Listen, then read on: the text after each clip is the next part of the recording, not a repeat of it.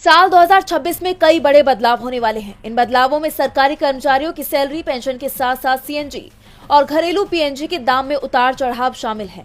हालांकि कई बचत योजनाओं पर ब्याज भी घट सकता है। 2026 में होने वाले 7 बदलावों में सबसे बड़ा बदलाव 8वां वेतन आयोग है। केंद्र सरकार जनवरी 2026 से नया वेतन आयोग लागू कर सकती है। इससे सरकारी कर्मचारियों की बेसिक सैलरी, पेंशन और भत्तों में भारी बढ़ोतरी होगी, जिससे सैलरी लगभग दोगुनी हो सकती है। दूसरा है सीएनजी और पीएनजी का दाम सस्ता होना। गैस ट्रांसपोर्टेशन चार्ज घटने से 1 जनवरी से सीएनजी और पाइप वाली रसोई गैस यानी पीएनजी 2 से 3 प्रति यूनिट सस्ती हो जाएगी।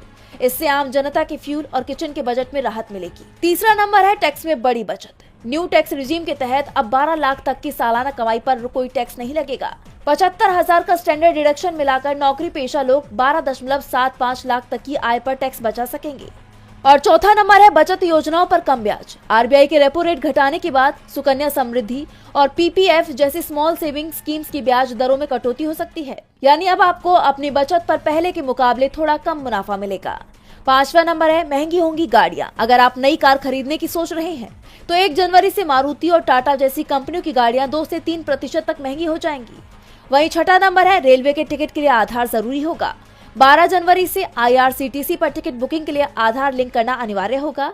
जिन यूजर्स का आधार लिंक नहीं है वो बुकिंग खुलने के पहले दिन सुबह 8 से रात 12 बजे तक रिजर्वेशन नहीं कर पाएंगे। इसके साथ ही लिस्ट में अगला नंबर है नया इनकम टैक्स कानून। 1 अप्रैल 2026 से 65 लाख पुराने टैक्स कानून बदलकर नया इनकम टैक्स एक्ट 2025 लागू होगा। इसका मकसद टैक्स नियमों को और अधिक सरल और आसान बनाना है। हालांकि टैक्स रेट्स में कोई बदलाव नहीं होगा। इन बदलावों से अगर आपके रूटीन या जेब पर भी असर पड़ रहा है तो वक्त रहते इन बदलावों के लिए अपनी तैयारी पूरी रखें।